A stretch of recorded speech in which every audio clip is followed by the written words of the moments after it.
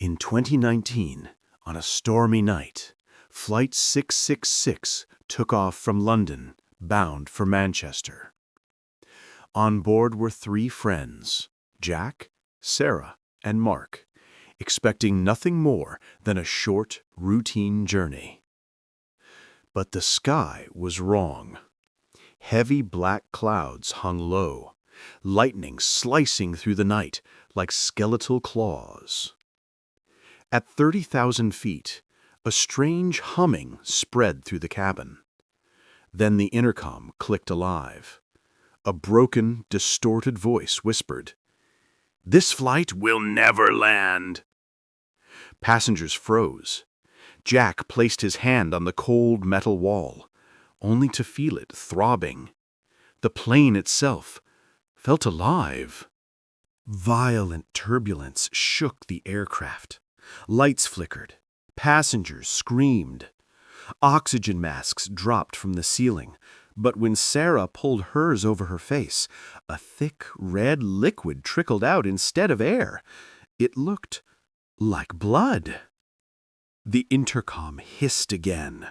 The voice was sharper, closer. "One of you will not return."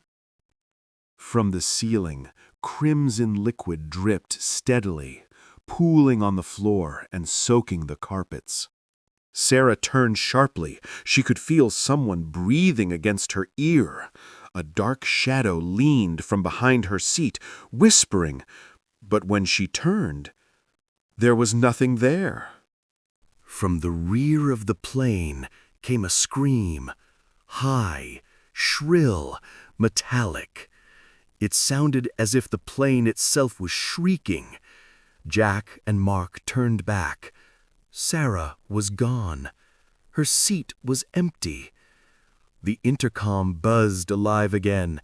This time it was Sarah's voice, but warped, twisted, stretched.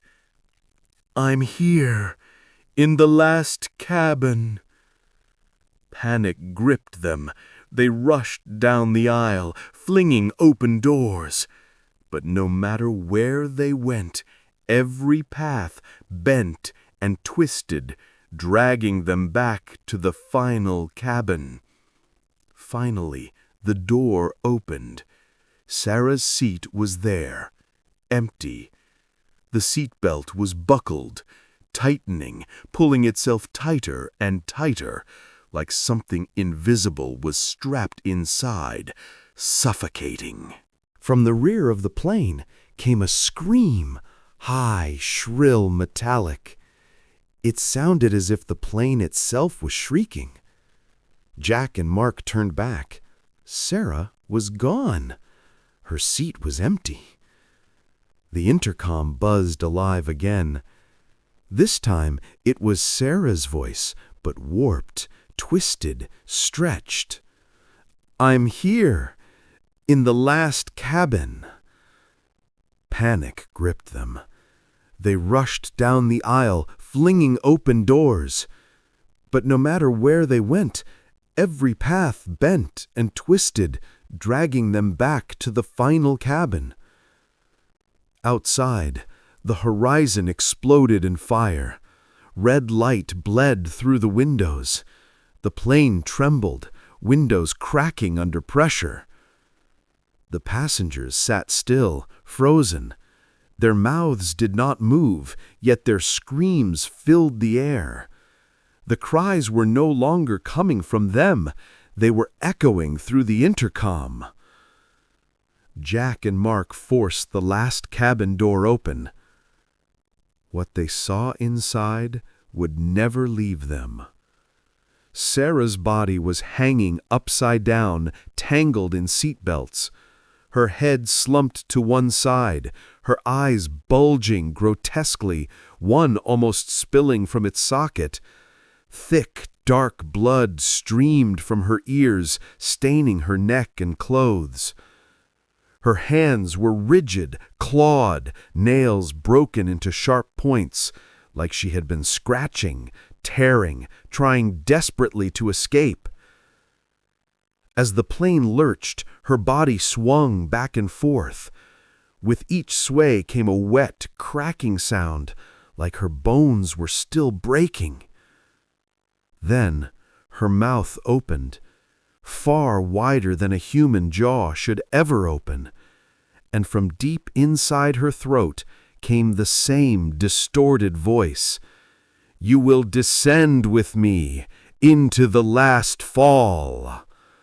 The intercom erupted with hideous laughter. Shadows crawled up the cabin walls. Blood bubbled from the floor.